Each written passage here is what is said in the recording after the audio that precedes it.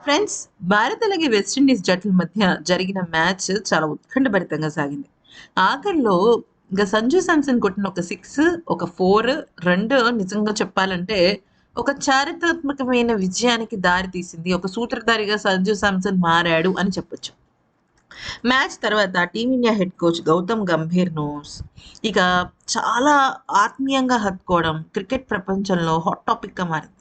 అయితే ఇది కేవలం హత్తుకోవడాల వరకే పరిమితమైందా అంటే, మ్యాచ్ అనంతరం జరిగిన విలేకరుల సమావేశంలో గంభీర్ సంజుపై తనకున్న నమ్మకాన్ని బయటపెట్టారు. నిజం చెప్పాలంటే న్యూజిలాండ్‌తో జరిగిన సిరీస్‌లో సంజు శాంసన్ చాలా ఘోరంగా ఓడిపోయారు. అంటే ఎక్కువగా రాణించలేకపోయాడు. మీకు గుర్తున్నట్టయితే ఎప్పుడైతే రాహుల్ ద్రావిడ్ హెడ్ కోచ్‌గా ఉన్నాడో ఆ సమయంలో ఎక్కువగా సంజు శాంసన్‌కి అవకాశం వచ్చేది కాదు. సంజు శాంసన్‌ని జట్టులోకి తీసుకురావాలని మనం అందరం చాలా కోరుకున్నాం కూడా.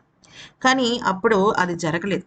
కానీ తీరా సంజు శాంసన్‌కి అవకాశం వచ్చేసరికి తను రాణించలేకపోయాడు.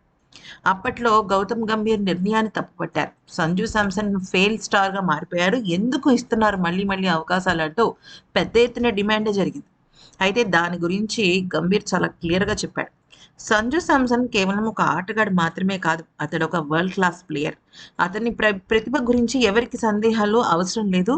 నాకైతే పూర్తి నమ్మకం ఉంది. అతనికి కావాల్సిందల్లా జట్టు మేనేజ్‌మెంట్ నుంచి సరైన మద్దతు మాత్రమే.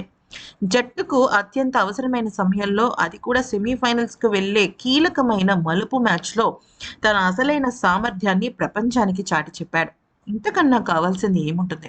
గతంలో న్యూజిలాండ్ సిరీస్‌లో ఎదురైన వైఫల్యాన్ని నేనిప్పుడు ప్రస్తావించాలనుకుంటున్నాను. ఒక ఆటగాడికి ఎప్పుడూ విజయాలే వస్తాయనుకోవడం అంతకన్నా పెద్ద మూర్ఖత్వం ఉండదు. కొన్నిసార్లు ఒత్తిడి నుంచి బయటపడడానికి విరామం కూడా అవసరమే. సంజు ఖాతాలో 3 టీ20 సెంచరీలున్నాయి. ఎంత గొప్ప టాలెంటో అర్థం చేసుకోవచ్చు. వరల్డ్ కప్‌లో మాకు ఎప్పుడూ అవసరమైన సంజు ఖచ్చితంగా రాణిస్తాడని మాకు తెలుసు. అంటూ గంభీర్ ఆశాభావం వ్యక్తం చేశాడనమాట. నిజం చెప్పాలంటే అది చాలా గొప్ప విషయం అని అనుకోవచ్చు. ఈ వీడియో కనుక నచ్చినట్టయితే లైక్ చేసి సబ్స్క్రైబ్